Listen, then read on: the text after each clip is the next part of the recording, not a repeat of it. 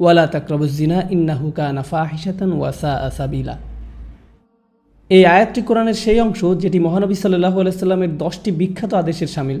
কিছু সাহাবী বলছেন এটি হচ্ছে মুসা আলাইহিস সালামকে দেয়া শিক্ষার মূলনীতিগুলোর অংশ। আবার মজার ব্যাপার হচ্ছে এই আয়াতটি যে সূরাতে তার নাম হচ্ছে বনী ইসরাইল, ইসরায়েলের সন্তানগণ। যাই হোক, এই বিশেষ আয়াতে আল্লাহ বলছেন তোমরা জিনা বা ব্যভিচারের নিকটবর্তী হও না, এটির ধারে কাছেও যেও না। তিনি এটা বলেননি লা তাজিনু, তোমরা ব্যভিচার করো না, ব্যভিচার করতে যেও না। তিনি বলেছেন তোমরা এর ধারে কাছেও যাবে না। অন্যভাবে বলা যায় এটা একটা কাজ এবং অনেকগুলো ছোট ছোট আচরণ যেগুলো কাজটির দিকে নিয়ে যায়। কাজটির একটি পরিধি আছে যা চারপাশে ঘুরতে থাকে এবং আপনি কাজটির ধারে কাছেও যেতে পারবেন না। যেই সংবেদনশীলতা নিয়ে কোরআনের ভাষা আল্লাহ রাব্বুল আলামিন ব্যবহার করেছেন, আমাদেরকে সেই ভাষা বুঝতে হবে যাতে আমরা আল্লাহর বিজ্ঞতার তারিফ করতে পারি এবং বুঝতে পারি কিভাবে তিনি আমাদের পরামর্শ দিচ্ছেন যাতে আমরা সমস্যাগুলো উতরে উঠতে পারি। আল্লাহ আযজা ওয়া জাল্লা আমাদেরকে বলছেন কিছু কাজ আছে যা করা হারাম নয়। আপনি এই কাজগুলোর দিকে আঙুল উঠিয়ে বলতে পারবেন না যে এই কাজগুলো করা ভুল, কিন্তু যখন আপনি এইসব কাজে যুক্ত হয়ে পড়বেন তখন মহাকর্ষীয় ক্ষেত্রের একটা টান অনুভব করবেন, যেটা আস্তে আস্তে একটু একটু করে আপনাকে অবশেষে হারাম কাজের দিকে টেনে নিয়ে যাবে এবং অবশেষে কাজটা আপনাকে দিয়ে করাবে। আপনারা জানেন শয়তানের বিষয়ে আমরা একটা জিনিস জানি। আমি লক্ষ্য করেছি যে শয়তান অত্যন্ত দূরদর্শিতা সম্পন্ন। সে একবারে আপনাকে ধরে না, সে আপনার কাছে আসবে এবং আস্তে করে একটু একটু একটু একটু করে আপনাকে পথভ্রষ্ট করবে, যতক্ষণ না পর্যন্ত আপনার চরিত্র নষ্ট করতে পারে। আর প্রসঙ্গক্রমে উদাহরণস্বরূপ আপনাদের কেউ কেউ যখন হারাম সম্পর্কে জড়ান, নিশ্চিত বলছি না, আপনাদেরকে অভিযুক্ত করছি না, কোনো মানুষ, আপনারা না, কোনো মানুষ যাদেরকে আপনারা চিনেন তারা হয়তো অনৈতিক সম্পর্কে জড়িত আর আপনি তা থেকে বের হতে চাচ্ছেন, তো আপনি এই আলোচনা শুনে তাকে মেসেজ দিলেন আমি আর এটা করতে পারবো না। সে উত্তর দিল তুমি কি আমাকে ভালোবাসো না? তুমি এখন আমাকে ঘৃণা করো? তুমি কি মনে করো যে আমি তোমার জাহান্নামে যাবার কারণ? আমি কি এতটাই খারাপ? এখন আপনি বলছেন না তুমি অতটা খারাপ না, না আমি তোমাকে ভালোবাসি, তুমি মোটেই খারাপ না, তুমি অনেক ভালো। ঠিক আছে, যদি আমার সাথে সম্পর্ক সমাপ্ত করতে চাও আজকে রাতে আমার সাথে দেখা করো আর আমার মুখের সামনে এটা শেষ করো। না, এটা আমি করতে পারবো না। ঠিক আছে, তুমি আমাকে ঘৃণাই করো, আচ্ছা ঠিক আছে আমি আসছি। এটা আবার শুরু হয়ে গেল আর এরপর আপনি আবারও তওবা করতে চান। দেখতে পাচ্ছেন, এটা শুধুমাত্র আপনি না, আপনি হয়তো আবেগগতভাবে কোনো কিছুতে জড়িয়ে যেতে পারেন আর এখন আপনি আবেগগতভাবে ব্ল্যাকমেলের শিকার হচ্ছেন। এর দ্বারা আপনি খারাপ বোধ করবেন, আপনাকে এর বিরুদ্ধে যুদ্ধ করতে হবে, আপনাকে এটা অবদমন করতে হবে আর আপনাকে উপলব্ধি করতে হবে যে আপনি হয়তো কাউকে হতাশ করছেন কিন্তু আল্লাহকে সন্তুষ্ট করছেন। আর আপনি এটা শুধু নিজের জন্যই করছেন না, বরং এটা ওই মেয়ের জন্যও করছেন বা ওই ছেলের জন্যও করছেন যে আপনার মেসেজের জবাব দিচ্ছে। সে আল্লাহর সামনে দাঁড়াবে এটাও আপনি চান না। আপনি যদি তাকে আসলেই ভালোবাসেন, শুধুমাত্র যদি তাকে কামনা না করেন বরং তাকে ভালোবাসেন, তাহলে আপনি তাকেও রক্ষা করতে চাইবেন। শয়তান আপনার কাছে একবার এসেই আপনাকে দিয়ে খারাপ কিছু করাতে পারে না। আপনারা জানেন আদম আলাইসাল্লামের এবং হাওয়া আলাইসাল্লামের গল্পেও, ইনশাআল্লাহ আমরা যখন সেই গল্পে যাব ওই গল্প থেকে কোরআনের জ্ঞান সম্পন্নতা সম্পর্কে আমরা জানব। যেভাবে শয়তান অগ্রসর হয়েছিল সূরাতুল আরাফে এটি বলা হয়েছে, শয়তান অবিরামভাবে সেটা একবারই করেনি। ধরুন শয়তান আসলো এবং বলল হেই দেখো গাছটা কি চমৎকার, তাই না? এরপর সে চলে গেল। না না না না, সে এমনটা করেনি। সে চরমভাবে নিরন্তর ছিল। সে একটু একটু করে পথভ্রষ্ট করেছিল এবং তাদের মনের মধ্যে এমন এক ধারণা গেঁথে দিয়েছিল যতক্ষণ না তারা মনে করেছিল এটা তাদেরই অভিপ্রায়। আপনারা জানেন, এবং যখন মানুষ শয়তানের কথা শুনতে শুরু করে, এটি একই সূরাতে আল্লাহ বলছেন ইন্না ইবাদি লাইসা লাকা আলাইহিম সুলতান, আমার বান্দাদের উপর তাদের মানে শয়তানের কোনো কর্তৃত্বই থাকবে না। অন্যভাবে বলা যায় যেসব লোক সত্যিকারভাবে আল্লাহর কাছে আত্মসমর্পণ করে তাদের উপর শয়তানের কোনো কর্তৃত্ব থাকে না। কিন্তু যারা আশ-শায়তানু ইয়াউদুকুম ফাকরাউ ইয়ামুরকুম বিল ফাহশা, সূরাতুল বাকারা, শয়তান আপনাকে আদেশ করবে বেলাল্লাপনা করার জন্য। অন্যভাবে বলা যায় যখন আপনি শয়তানের কথা একটু শুনবেন আপনি তাকে একটু শক্তি দিচ্ছেন, আপনি তার কথা আরেকটু ভালোভাবে শুনবেন তো আপনি তাকে আরেকটু বেশি শক্তি দিবেন।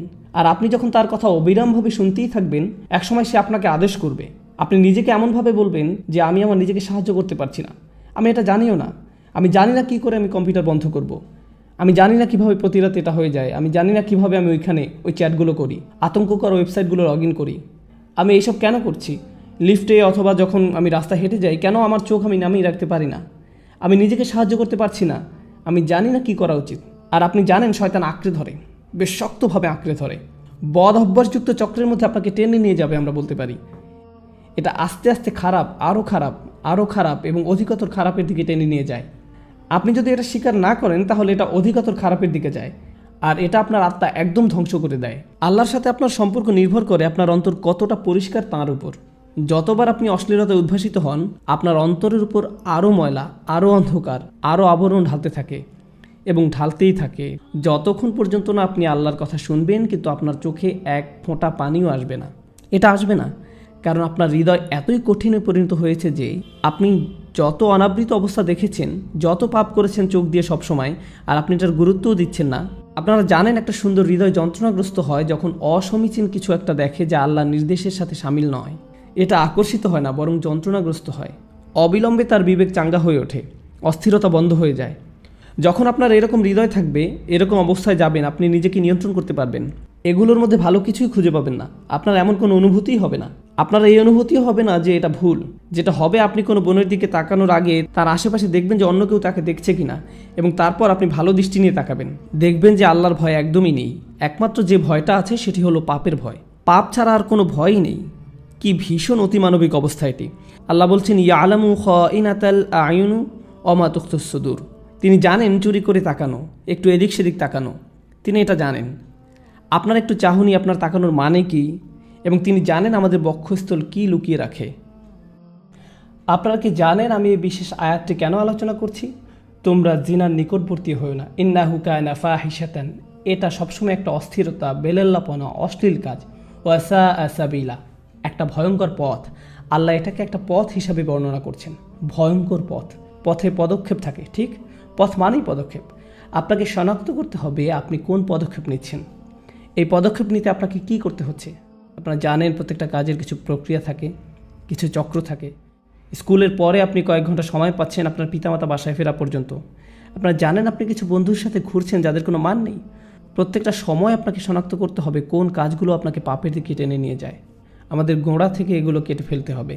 আমাদেরকে এই পথে গা ভাসিয়ে দেওয়া বন্ধ করতে হবে। ওয়াসা আসাবিলা। আমার কাছে এই আয়াতের অসাধারণ দিকটি কি জানেন? যেভাবে এটি সম্পৃক্ত করা হয়েছে। এই আয়াতের পরে আল্লাহ তাআলা বলছেন, তোমরা মানুষ হত্যা করো না। ওয়ালা তাকতুলুন নাফসাল্লাতী হারামাল্লাহু ইল্লা বিল হক। তোমরা নির্দোষ মানুষকে হত্যা করো না। আল্লাহ জিনাকে প্রথম অপরাধ হিসাবে উল্লেখ করেছেন এবং হত্যাকে দ্বিতীয় অপরাধ হিসেবে। আপনি কি চিন্তা করতে পারছেন? আপনি মনে করেন হত্যা অনেক বড় অপরাধ, ঠিক? কিন্তু আল্লাহ বলছেন যখন আপনি অন্য মানুষের মর্যাদা লঙ্ঘন করবেন, এটি হচ্ছে ফাহশা। আপনি যখন মানুষকে নিয়ে এভাবে চিন্তা করবেন তখন আপনি নিজের এবং তার মর্যাদা লঙ্ঘন করবেন। আমরা যদি কাউকে হত্যা করি, আমরা তাকে শারীরিকভাবে হত্যা করি।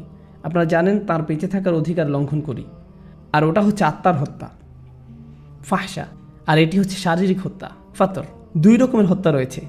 তাই আল্লাহ তাআলা আত্মার হত্যার কথা প্রথমে বলেছেন। আমাদের সবার মান এত নিচে নেমে গিয়েছে যে একটা নতুন সিনেমা মুক্তি পেলে আপনি হয়তো অনেকগুলো ট্রেলার দেখে ফেলেছেন আর নিজেকে বলছেন, এখানে মাত্র একটা খারাপ দৃশ্য আছে। ব্যাপার না, এটি একটি PG-13।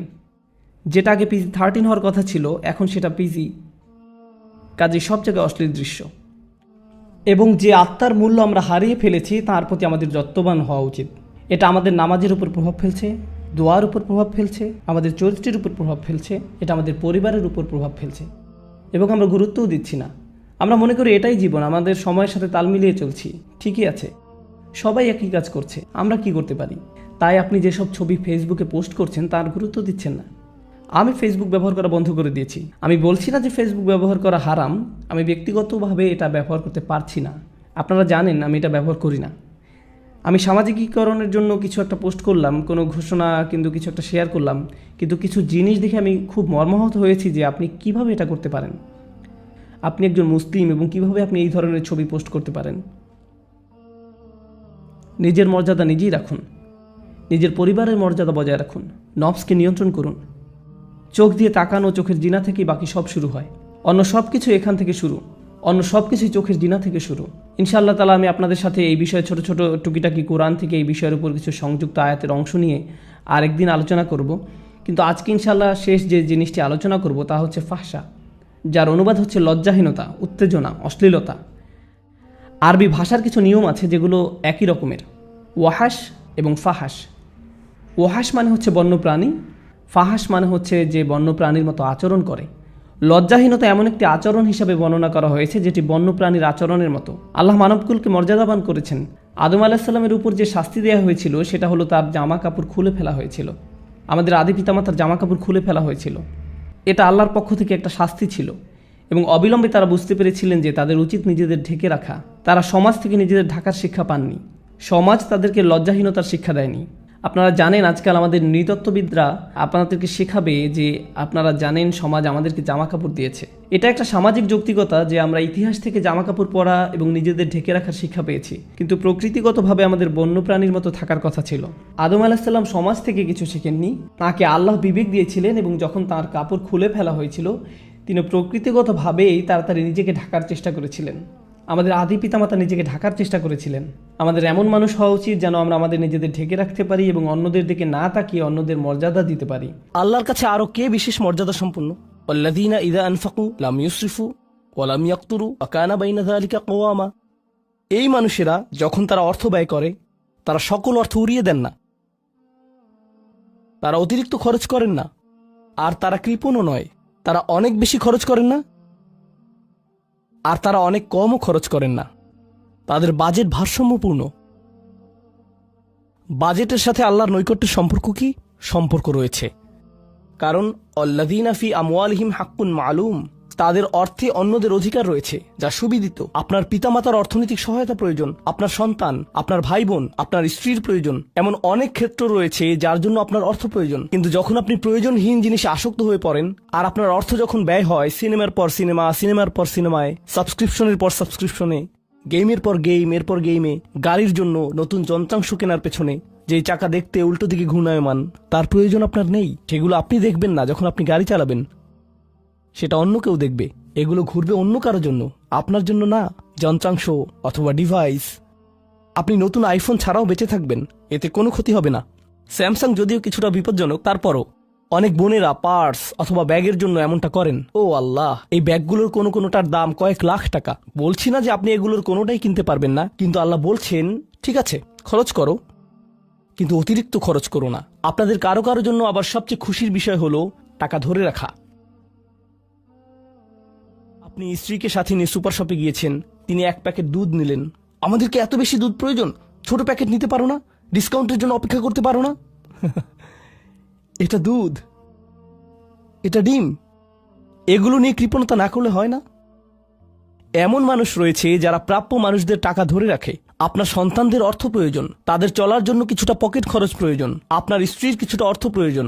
যদি তিনি গৃহ ব্যবস্থাপনার দায়িত্বে থাকেন আর তিনি নিজে উপার্জন না করেন আর তিনি আপনার কাছে বলেন আমি কি 500 টাকা পেতে পারি? কিসের জন্য তোমার টাকা প্রয়োজন? আমাকে সম্পূর্ণ প্রতিবেদন প্রদান করবে, সকল রিসিট দেখাবে। দাঁড়ান, 1 মিনিট থামুন। এটা লাম ইয়াকতুরু, এটা আপনার জন্য চ্যালেঞ্জ হতে পারে। আপনি যদি আল্লাহর নৈকট্য লাভ করতে চান, আপনার পরিবারের খাবারের প্রসঙ্গ আসলে তাদেরকে জঞ্জালের মতো বিবেচনা করবেন না। আপনার জন্য সর্বোত্তম খরচের খাত হলো আপনার পরিবার। নিজের পরিবারের সাথে এরকম খারাপ আচরণ করবেন না, কিন্তু অতিরিক্ত খরচও করবেন না। অন্যরা এমন আছে যারা টাকা উড়ায়। আল্লাহ হয়তো আপনাকে কিছুটা অর্থ দিয়েছেন আর আপনি আপনার 16 বছরের সন্তানকে BMW কিনে দিলেন যাতে সে রাস্তার পাশে লাগিয়ে দিয়ে অ্যাক্সিডেন্ট করতে পারে, আর তারপর তাকে আরেকটা কিনে দিলেন। না না না, আপনি এমনটাও করতে পারবেন না। লাম ইউসরিফু ওয়া লাম ইয়াকতুরু ওয়া কানা বাইনা যালিকা কওয়ামা। তারা একটি ন্যায্য ভারসাম্যপূর্ণ পন্থা অবলম্বন করে এই দুই অবস্থার মাঝে অবস্থানের জন্য। পরবর্তী গুণটি আমার প্রিয়, মনোযোগ দিয়ে শুনুন। এরা সবাই একটি শ্রেণী। ওয়াল্লাযীনা লা ইয়াদউনা মা'আল্লাহি ইলাহান আখার ওয়া লা ইয়াকতুলুনা আন-নাফসা আল্লাতী হারামাল্লাহু ইল্লা বিল হক ওয়া লা ইয়াজনুন ওয়া মান ইয়াফআল যালিকা ইয়ালকা আসামা। তারা আল্লাহর পাশাপাশি অন্য কোনো উপাস্যের কাছে প্রার্থনা করে না, আর আল্লাহর পাশাপাশি অন্য কোনো উপাস্যের কাছে প্রার্থনা না করা অবস্থায় তারা কাউকে হত্যা করে না এবং তারা ব্যভিচারে লিপ্ত হয় না। 3টি বিষয়। তারা আল্লাহ ছাড়া কারো কাছে প্রার্থনা করে না, এর সাথে রয়েছে তারা হত্যা করে না এবং তারা ব্যভিচার করে না। 3টি বিষয় একসাথে, 3টি বিষয় একসাথে। এটা তো অসাধারণ কোনো অর্জন নয়। কেউ বলতে পারে যে হ্যাঁ আমি তো তালিকায় এসে পড়েছি, আমি কাউকে হত্যা করিনি। কিন্তু জানেন কেন এটা বৈশিষ্ট্য সূচক? কারণ এই বিষয়গুলো খুবই প্রাথমিক স্তরের, তাই না? অন্য অনেক কবিরা গুনাহ রয়েছে, কিন্তু আল্লাহ বলছেন যে তোমরা আল্লাহর কাছে বিশেষ মর্যাদার অধিকারী হতে পারবে যদি তোমরা শুধু এটুকু করো। কেন এটা বিশেষ মর্যাদাপূর্ণ? মক্কার মানুষদের কথা চিন্তা করুন। সেই সমাজের কথা চিন্তা করুন যার মাঝে কোরআন এসেছিল। সেই মানুষগুলো হাজার বছর ধরে শিরকে লিপ্ত ছিল। হত্যা তাদের কাছে সাধারণ বিষয়ে পরিণত হয়েছিল, জিনা কোনো বিষয়ই ছিল না। আর এগুলো বড় বিষয় ছিল না তাদের পূর্বপুরুষ অথবা তাদের পূর্বপুরুষ অথবা তাদের পূর্বপুরুষের কাছে। এগুলো ছিল জীবনেরই অংশ। জীবন ছিল গ্যাংস্টারের মতো। আর যখন তারা এই সকল কিছু ছেড়ে আল্লাহর কাছে আসলো, তাদের পরিবার কি বলেছিল যে ও তুমি তো এখন মুসলিম, কংগ্রাচুলেশনস। তাদেরকে সকল ধরনের বিভৎস অভিজ্ঞতার সম্মুখীন হতে হয়েছিল, তাদের প্রিয় মানুষদের কাছ থেকে, তাদের সমাজ থেকে, তাদের বন্ধু বান্ধবদের কাছ থেকে, কারণ তারা সেই অপরাধগুলো ত্যাগ করেছিলেন, তাই না? কিছু মানুষের জন্য শুধুমাত্র ঈমান গ্রহণ করা, শুধুমাত্র অপরাধী জীবন থেকে বেরিয়ে আসা, শুধুমাত্র জিনা থেকে বেরিয়ে আসা ছিল এতটাই বড়। আপনারা যারা সম্মানিত পরিবারে বেড়ে উঠেছেন, পরিশুদ্ধ পরিবেশের মাঝে ছিলেন, আপনার জন্য সেই ধরনের বিপত্তিতে না পড়াটা সহজ অথবা সহজতর। এখনকার সময়ে যে কোনো কিছুই সহজ। কিন্তু আপনাদের যারা অমুসলিম অবস্থা থেকে এসেছেন, আপনি চারপাশে অপরাধ সংঘটিত হতে দেখেছেন, আপনি চারপাশে মাদকের আসর দেখেছেন, আপনি চারপাশে নারী লিপ্সা দেখেছেন, প্রত্যেক সাপ্তাহিক ছুটির দিনই ক্লাবে যেতেন, আর তারপর আপনি আল্লাহর পথে আসলেন, আপনি ঈমান গ্রহণ করলেন। সেই জীবন থেকে আপনার এই যাত্রাটি ছিল বিশাল এক যাত্রা। আর আল্লাহ এটা স্বীকার করেছেন এবং বলেছেন যে এটা বেশ বড় ব্যাপার যে কিছু মানুষ এমনটা করেছে। শুধু এই বিবেচনায় তারা বিশেষ মর্যাদাময়, তারা অন্য কিছু জানে না, তাদের ব্যাপক কোনো জ্ঞান নেই। কিন্তু মূল বিষয় হলো তারা আল্লাহর সন্তুষ্টির জন্য হিজরত করেছেন, তারা সেই বড় পাপগুলো থেকে আল্লাহর অভিমুখে যাত্রা করেছেন। এটা অবিশ্বাস্য। কিন্তু এই আয়াতগুলোতে আল্লাহর করুণা এখনো সমাপ্ত হয়নি। প্রথমত সেই তিনটি বিষয় যা আমি উল্লেখ করেছি, শিরক বা আল্লাহ সম্পর্কে অশ্রদ্ধা প্রদর্শন করা, হত্যা এবং ব্যভিচার, এগুলো অনেক বড় পাপ। তো আল্লাহ কি বলছেন? ইউদাআফ লাহুল আযাবু ইয়াউমাল কিয়ামা ওয়া ইয়াখলুদ ফীহি মুহানা। এমন মানুষের জন্য শাস্তি দ্বিগুণ করা হবে আর তারা সেখানে থাকবে অপমানিত অবস্থায়। এই পাপগুলো আল্লাহর কাছে ছোট বিষয় না, বিশেষত তিনটা পাপ একসাথে। কিন্তু প্রসঙ্গক্রমে সবচেয়ে খারাপ অপরাধ শিরক। সবচেয়ে খারাপ অপরাধের মধ্যে দ্বিতীয়টি হলো যখন আপনি একজন ব্যক্তিকে হত্যা করেন। এটা কাকে হত্যা করার সমতুল্য? গোটা মানবজাতিকে। এটা হলো দ্বিতীয় বৃহত্তম অপরাধ। আর তারপর তৃতীয় বৃহত্তম অপরাধ কোনটি? জিনা। এই তিনটি একসাথে এসেছে একটি আয়াতে। সেজন্য আল্লাহ বলছেন যে এই ব্যক্তিটি বিশেষ ধরনের শাস্তি পাবে আর সে এই শাস্তিতে রয়ে যাবে অপমানিত অবস্থায়। কিন্তু এমনকি খারাপের ভিতর সবচেয়ে খারাপ, এরপর সবচেয়ে খারাপ ব্যক্তিটি, এই ব্যক্তিটি এজন্য সবচেয়ে খারাপ না যে সে একটি জিনিস করছে, বরং সে সবচেয়ে খারাপ কারণ সে তিনটি জিনিসই করেছে। এটা জাহান্নামের হ্যাট্রিক অর্জনের মতো। আর সম্পর্কে আল্লাহ কি বলছেন? তিনি বলছেন ইল্লা মান তাবা ওয়া আমানা ওয়া আমিলা আমালান সলিহা। অর্থাৎ যে অনুতপ্ত হয়েছে, ঈমানের পথে ফিরে এসেছে এবং তখন থেকে ভালো কাজ শুরু করেছে, তার জন্য নিয়মের ব্যতিক্রম হবে। এটা উপলব্ধি করাটা গুরুত্বপূর্ণ। আল্লাহ বর্ণনা করছেন নিকৃষ্টের মধ্যে নিকৃষ্ট, আর চেয়েও নিকৃষ্ট। আর তারপর বলেছেন এমনকি সেই ব্যক্তির ক্ষেত্রেও যদি সে আমার কাছে ফিরে আসে, আমি তাকে শাস্তিতে নিক্ষেপ করব না। কিন্তু এতটুকুই যথেষ্ট না। আমরা কথা বলছি ইবাদ আর রহমানের ব্যাপারে, যিনি অবিশ্বাস্য রকমের করুণাময় সত্তা। তো তিনি তাদেরকে শুধুমাত্র জাহান্নাম থেকে রক্ষা করেই ক্ষান্ত হবেন না, তিনি আরো কি করবেন? ফাউলাইকা ইউবাদদিলুল্লাহু সাইয়্যাতিহিম হাসানাত। সেই মানুষগুলোর মহাপাপগুলোকে প্রতিস্থাপিত করবেন। আর আমি আপনাদেরকে মনে করিয়ে দিচ্ছি সেই পাপগুলো কি? শিরক। ইন্নাশ শিরকা লাযুলমুন আযীম। হত্যা, কাআন্নামা কাতালান নাসা জামিআ, সে যেন গোটা মানবজাতিকে হত্যা করলো। এবং জিনা, ব্যভিচার, সবচেয়ে বড় পাপ এগুলো। আল্লাহ বলছেন যে পাহাড় সমান তাদের এই সমগ্র পাপ কাজগুলোকে আমি প্রতিস্থাপন করে দিব ভালো কাজ দিয়ে। কিন্তু তারা এখনো কোনো ভালো কাজ করেনি, তারা এখনো নামাজ পড়েনি, তারা এখনো ইবাদত করেনি, তারা এখনো হজ করেনি, তারা এখনো দান করেনি। তারা মূলত যা করেছে তা হলো অনুতপ্ত হয়েছে। আর এখন থেকে তারা ভালো কাজ করবে। আল্লাহর জন্য এতটুকুই যথেষ্ট। তাদের পাহাড়সম পাপগুলো নিবেন যা তাদেরকে চিরকাল জাহান্নামে নিক্ষেপ করতে অপমানিত অবস্থায়, আর তিনি এই পাহাড়সম পাপগুলোকে নিয়ে পাহাড়সম ভালো কাজে পরিবর্তিত করে দিবেন। এটাই আল্লাহ করবেন তাওবাকারীদের জন্য। আপনিও বিশেষ মর্যাদার অধিকারী হবেন। শুধু তাওবা করুন। তো আপনি যখন বসে বসে এটা শুনছেন আর ভাবছেন আমি তো বেশ বড় ভুল করে ফেলেছি, এখানে হয়তো এমন কেউ বসে আছে যিনি কাউকে হত্যা করেছেন, এরপর জেলে গিয়েছেন এবং মুক্তি পেয়েছেন। কিভাবে আল্লাহ আমাকে ক্ষমা করবেন? আপনাদের কেউ কেউ হয়তো ব্যভিচারের ভুল করে ফেলেছেন, আল্লাহ আপনাদেরকে রক্ষা করুন। আপনাদের কেউ কেউ হয়তো সেই পথে অগ্রসর হচ্ছেন, আপনাদের কেউ কেউ হয়তো শিরক করেছেন। সকল ধরনের অপরাধ সংঘটিত হচ্ছে আর মানুষ সকল ধরনের অপরাধে লিপ্ত হচ্ছে। আপনি যদি তওবা করেন এবং আল্লাহর কাছে ফিরে আসেন, এই সকল অপরাধ শেষ হয়ে যাবে। কিন্তু এরপর আপনাকে ভালো পথে চলতে হবে। ও আমিলা আমালান সলিহা ফাউলাইকা ইউবাদদিলুল্লাহু সাইয়্যাতিহিম হাসানাত। অন্য কথায়, যখন আপনি আল্লাহর কাছে ফিরে আসবেন, এটা প্রকৃত অর্থেই প্রত্যাবর্তন হতে হবে, এটা কৃত্রিম হতে পারবে না। ওয়াকানাল্লাহু গফুরুর রহিমা। আর আল্লাহ সর্বদাই ক্ষমাশীল, অতিমাত্রায় ক্ষমাশীল, সর্বদা প্রেমময়, যত্নশীল এবং করুণাময়। আমার সময় ফুরিয়ে যাচ্ছে, কিন্তু আপনাদের সাথে আরো কয়েকটা বিষয় শেয়ার করতে চাই। আসুন এই তালিকাটা প্রথমে শেষ করি। এটা শেষের দিকে। কেউ বলতে পারে যে আমি শিরক করিনি, আমি হত্যা করিনি, আমি জিনাও করিনি, আমি শুধু ছোট বিষয়গুলো করেছি। যেমন আমি ফজরের নামাজ পড়িনি, একদিন ফ্রিজ থেকে আমার ভাইয়ের চকলেট মিল্ক চুরি করে খেয়েছি, বেশ কয়েকবার বাবার সাথে চড়া মেজাজে কথা বলেছি, আরেকদিন একটা পার্টিতে কিছুটা গীবত করে ফেলেছি। কিন্তু আমি হত্যা করিনি। এই তওবা তো আসলেই খারাপ অপরাধীদের জন্য। তাহলে আমার কি হবে? সাধারণ পাপীদের কি হবে? বাকি আমরা যারা রয়েছি, কারণ তারা হলো উঁচু স্তরের পাপী, তাই না? তো পরবর্তী আয়াত বলছে, তোমরা বাকি যারা রয়েছ, ওয়ামান তাবা, যেই তাওবা করেছে, যে কোনো ধরনের তাওবা, আমিলা সালিহান, সৎ কাজ করেছে, ফাইন্নাহু ইয়াতুবু ইলাল্লাহি মাতাবা, তো যখন সে আল্লাহর কাছে ফিরে আসে আন্তরিকভাবে, অনুতপ্ত হয়ে, আল্লাহ সেটাও স্বীকার করেন। না না না, কারণ আমার পাহাড় সম পাপ প্রয়োজন, এটাকে পাহাড় সম পুণ্যে রূপান্তরিত করার জন্য, এটাকে পাহাড় সম পুণ্যে রূপান্তরিত করার জন্য এমন প্রয়োজন নেই।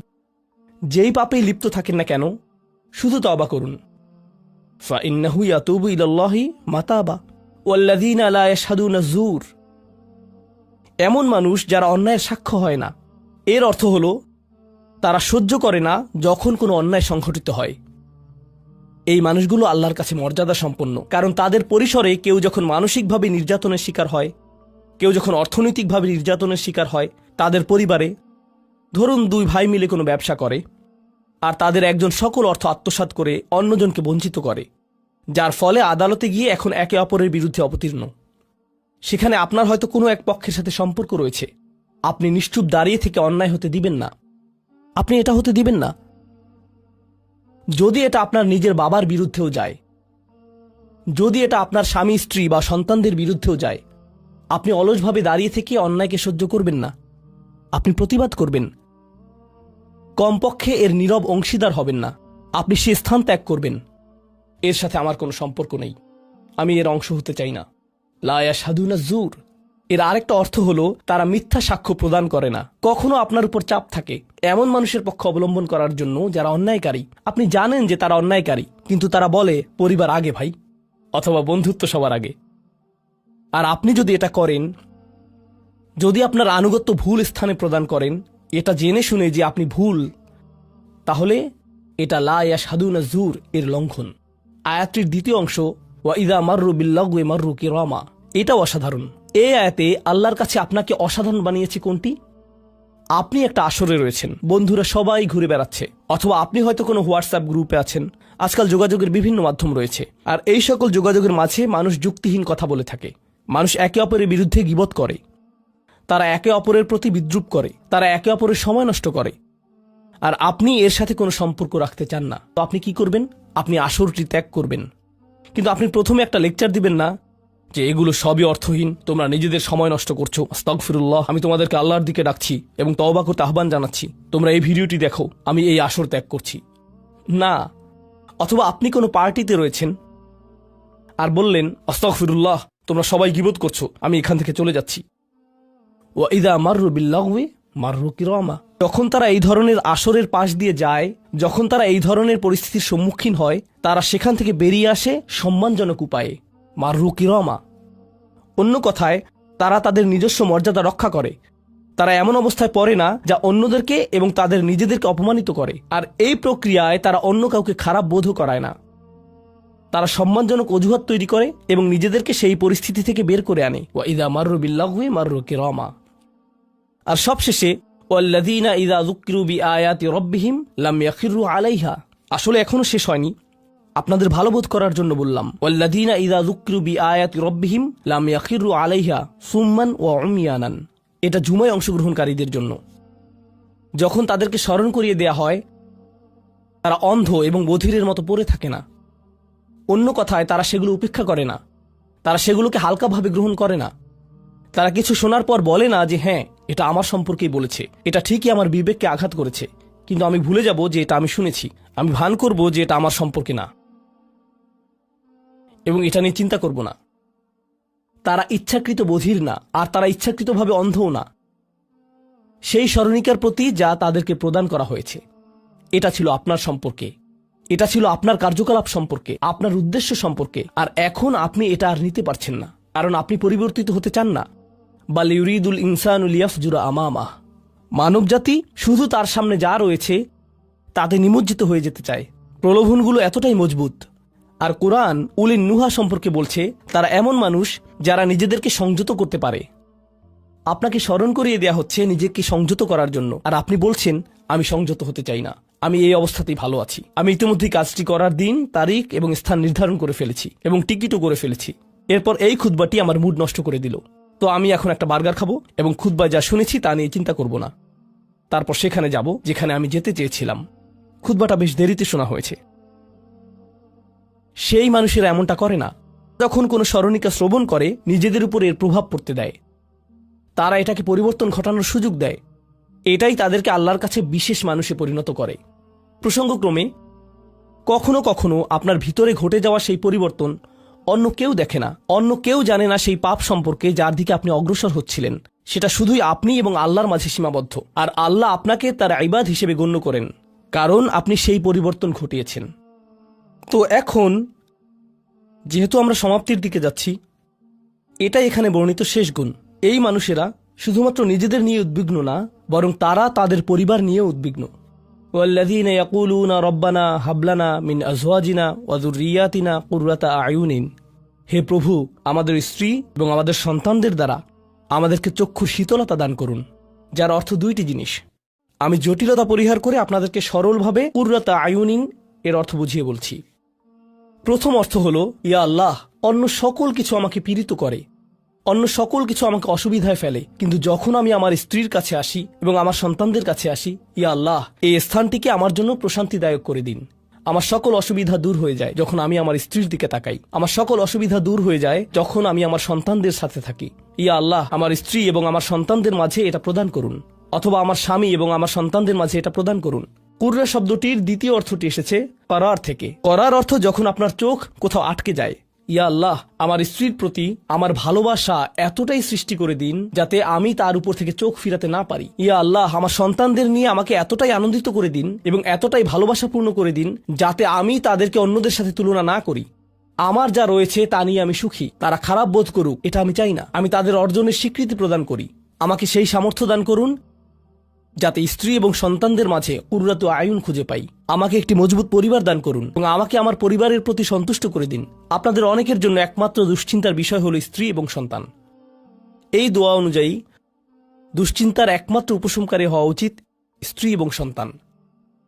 আর আপনি নিজে চেষ্টা না করে শুধু আল্লাহর কাছে কিছু চাইতে পারেন না, কারণ আল্লাহ বিশেষ কোনো বৃষ্টি আপনার পরিবারের উপর বর্ষণ করবেন না, যার ফলে আকস্মিকভাবে আপনি আপনার স্ত্রীকে ভালোবাসতে শুরু করবেন। এর জন্য চেষ্টা করতে হবে। আপনার সন্তানদের সাথে সম্পর্ক উন্নয়নের জন্য আপনাকে চেষ্টা করতে হবে। এটা রাতারাতি ঘটবে না। এটা এমন জিনিস যাতে আপনাকে এবং আমাকে বিনিয়োগ করতে হবে। তো আল্লাহ আমাদেরকে সামর্থ্য দান করুন যাতে আমরা শুধুমাত্র মুখে এই দোয়া করে ক্ষান্ত না হই, বরং দোয়াটি যাতে বাস্তবায়িতও করতে পারি, কারণ আল্লাহ প্রচেষ্টার বিষয়ে জিজ্ঞেস করবেন। এমনকি সেই বিখ্যাত দোয়াটির শেষেও এটা এসেছে, রব্বানা আতিনা ফিদ দুনিয়া হাসানা ওয়া ফিল আখিরাতি হাসানা ওয়া কিনা আযাবান নার। বিখ্যাত একটি দোয়া, তাই না? আমাদেরকে এই জীবনের সর্বোচ্চটা দান করুন, পরের জীবনেরও সর্বোচ্চটা দান করুন, আমাদেরকে জাহান্নামের শাস্তি থেকে রক্ষা করুন।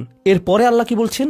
উলাইকা লাহুম নাসিবুম মিম্মা কাসাবু। তারা ততটুকু অংশই পাবে যা তারা অর্জন করেছে। আপনি শুধু দোয়া করবেন আর তা কাজ করবে তেমনটা না। আপনাকে অর্জন করতে হবে, আপনার চেষ্টাকে কাজে লাগাতে হবে। তো আপনি যখন আপনার পরিবার নিয়ে উদ্বিগ্ন থাকবেন, তখনই আপনি পরিবারে প্রশান্তি প্রদানের জন্য আল্লাহর কাছে চাইবেন। আর প্রসঙ্গক্রমে এটা দিয়ে কি বোঝায়? যে সকল স্বামীরা যারা লন্ডন শহরে রাত 2টা-3টা পর্যন্ত সীসা বারে সময় কাটান, কিন্তু বাড়িতে তাদের স্ত্রীদের কাছে যান না, কারণ তারা তাদের স্ত্রীদের মাঝে কোনো প্রশান্তি খুঁজে পান না। আর তাদের স্ত্রীরা তারাও তাদের স্বামীদের মাঝে কোনো প্রশান্তি খুঁজে পান না। যখন তারা বলবেন, না ভাই আমাকে বাড়ি যেতে হবে, তখন তারা আল্লাহর কাছে বিশেষ মর্যাদা সম্পন্ন হয়ে উঠবেন। যখন তারা সন্তানদের সাথে সময় ব্যয় করবেন, সন্তানদের থেকে তাদের চোখ সরে যায় না। আর যেহেতু আপনার চোখ তাদের থেকে সরছে না, এর অর্থ আপনি আসলে তাদের সাথে রয়েছেন, এর অর্থ আপনি আসলে সন্তানদের সাথে সময় ব্যয় করছেন এবং সেটা উপভোগ করছেন। এই বিষয়টি আপনাকে আল্লাহর কাছে বিশেষ মর্যাদা সম্পন্ন করে তুলেছে। তাদের জন্যই উলাইকা ইউজজাউনাল গুরফাতা বিমা সাবারু। আর আমাদেরকে মুত্তাকিনদের নেতা হিসেবে কবুল করুন, সৎকর্মশীলদের নেতা হিসেবে কবুল করুন। আমাদের সন্তানদেরকে ভালো সৎকর্মশীল জীবন দান করুন, যার ফলে যখন আমি আপনার সম্মুখে দাঁড়াবো, ইয়া আল্লাহ, আমার পরিবারের সদস্যদের কাজের কারণে আমার সৎকর্মের পরিমাণ শুধু বৃদ্ধিই পাবে। এখন এই সব কিছুর পরে উলাইকা ইউজজাউনাল গুরফাতা বিমা সাবারু, এই মানুষদেরকে প্রদান করা হবে সুউচ্চ প্রাসাদ, তারা যে ধৈর্য প্রদর্শন করেছে তার প্রতিদান স্বরূপ। লক্ষ্য করুন, এখানে আল্লাহ বলছেন তারা যে ধৈর্য প্রদর্শন করেছে তার প্রতিদান স্বরূপ। আপনি যদি এই তালিকার প্রথমে যান, যারা তাদের জিহ্বা সংযত করে, যখন মূর্খ লোকেরা তাদের সাথে কথা বলে তারা বিনয়ী, তারা জিহ্বা সংযত করে, যারা আল্লাহ ছাড়া অন্য কারো ইবাদত করে না, যারা আল্লাহর ইবাদত করে রাতের গভীরে। এই তালিকাটি যা আমরা আলোচনা করলাম, তাদের প্রত্যেকেরই প্রয়োজন অধ্যাবসায়, মজবুতি, দৃঢ়তা এবং প্রতিজ্ঞা। আর সবর শব্দটি দিয়ে এটাই বোঝায়। এই মানুষগুলো পুরস্কৃত হবেন তারা যে দৃঢ় প্রতিজ্ঞা দেখিয়েছেন তার জন্য। তারা এর জন্য প্রতিজ্ঞাবদ্ধ ছিলেন। ওয়ায়ুলাক্কাউনা ফিহা তাহিয়াতান ওয়া সালামা, তাদেরকে সেখানে অভ্যর্থনা করা হবে অভিবাদন ও সালাম সহকারে। আল্লাহ তাদের জন্য অভিবাদন প্রেরণ করবেন। আল্লাহ শুধুমাত্র তাদেরকে ভালোবাসবেন না, বরং তিনি তাদেরকে এখন সম্মানিতও করছেন। এরা হলেন আল্লাহ কর্তৃক বিশেষ পুরস্কার প্রাপ্ত। খালিদিনা ফিহা হাসুনাত মুস্তাকাররা ওয়া মুকামা, তারা অবিশ্বাস্য সেই সম্মানের মাঝে এবং সেই সুউচ্চ প্রাসাদের মাঝে চিরকাল থাকবেন। কি চমৎকার স্থান, স্বল্পকালীন এবং চিরকালীন অবস্থানের জন্য। তো আল্লাহ এটাকে জাহান্নামের সাথে তুলনা করেছেন, তাই না? জাহান্নামীরা বলবে, আমি এখানে স্বল্পকালের জন্যও থাকতে চাই না, চিরকালের জন্যও থাকতে চাই না। আল্লাহ বলেছেন, জান্নাতের স্বাদ যদি তুমি সামান্য পরিমাণেও পাও, তুমি এটা আকাঙ্ক্ষা করবে, তুমি এটা চিরকালের জন্য চাইবে। আল্লাহ আমাদের সকলকে চিরকালের জন্য জান্নাতে প্রবেশ করান। আমরা সর্বশেষ আয়াতে এসেছি। আমি জানি যে আমি অতিরিক্ত সময় নিয়েছি, প্রশ্ন উত্তরের জন্য আপনাদের কিছুটা সময় আমার দেওয়া উচিত। আমার আর 4-5 মিনিট প্রয়োজন। শেষের এই আয়াতটি গভীর তাৎপর্যপূর্ণ। এই সূরাটির শেষ আয়াত, এটা এই অনুচ্ছেদটিরও শেষ আয়াত। এই তালিকা যা আপনাকে বিশেষ মর্যাদা সম্পন্ন করবে তার সাথে এর কোনো সম্পর্ক নেই। আয়াতটি কুরাইশ এবং গোটা মানবজাতিকে উদ্দেশ্য করে বলা হয়েছে। আর রাসূলকে বলা হলো যে কিভাবে সৃষ্টিকর্তার নৈকট্য অর্জন করা যাবে। এই তালিকা যেহেতু এখন প্রদান করা হলো, তাহলে আর সমস্যা কোথায়? কুল মা ইয়াবাউ বিকুম রাব্বি লাউলা দুআউকুম ফাকাদ কাযাবতুম ফাসাউফা ইয়াকুনু লিজামা। এই আয়াতটিকে ব্যাখ্যা করার বেশ কয়েকটি দৃষ্টিভঙ্গি রয়েছে। আমি সরলভাবে এর কয়েকটি আপনাদের সাথে শেয়ার করতে চাই। সময় স্বল্পতার কারণে আমি ভাষাতাত্ত্বিক আলোচনায় যাব না। আমি শুধু অন্তর্নিহিত অর্থগুলোর সহজ বাংলা বর্ণনা করব। আল্লাহ একদিকে বলছেন, আল্লাহর সম্মুখে তোমাদের কি গুরুত্ব আছে, আল্লাহর সামনে তোমাদের কি মূল্য আছে, তোমরা কি মনে করো, তোমরা যখন আল্লাহর সামনে উপস্থিত হবে কি মূল্য তোমাদের থাকবে। মানবজাতি হিসেবে তোমাদের একটা মর্যাদা দেয়া হয়েছে যা অন্য কাউকে দেয়া হয়নি। দুআউকুম, তোমরা নিজেদের ইচ্ছায় আল্লাহকে ডাকতে পারো। আল্লাহকে ডাকতে হলে তোমাদের নিজস্ব ইচ্ছাশক্তিকে প্রয়োগ করতে হয়। পাহাড়, গাছ, পাখি, তাদের কোনো নিজস্ব ইচ্ছা নেই, তারা আল্লাহকে ডাকতে বাধ্য। ওয়া ইম মিন শাইইন ইল্লা ইউসাব্বিহু বিহামদিহি ওয়ালাকিন লা তাফকাহুনা তাসবিহাহুম। তোমরা আল্লাহর কাছে মূল্যবান যদি একটি জিনিস না থাকে, আর তা হলো তোমাদেরকে বাছাই করা হয়েছে তাকে ডাকার জন্য, কিন্তু তোমরা সেই দায়িত্বকে পরিত্যাগ করেছো। ফাকাদ কাযাবতুম, আল্লাহকে ডাকার এই আমন্ত্রণকে তোমরা মিথ্যা সাব্যস্ত করেছো। ফাসাউফা ইয়াকুনু লিজামা, এই শাস্তি তোমাদেরকে পরিত্যাগ করবে না। এটা হবে এমন জিনিস যা থেকে তোমরা মুক্ত হতে পারবে না। এটা প্রথম অর্থ। আয়াতটির আরেকটি অর্থ হলো, আল্লাহ কাফেরদের এবং যারা সকল ধরনের পাপ কাজ করে তাদেরকে বলছেন, আমার কাছে তোমাদের কোনো মূল্য নেই।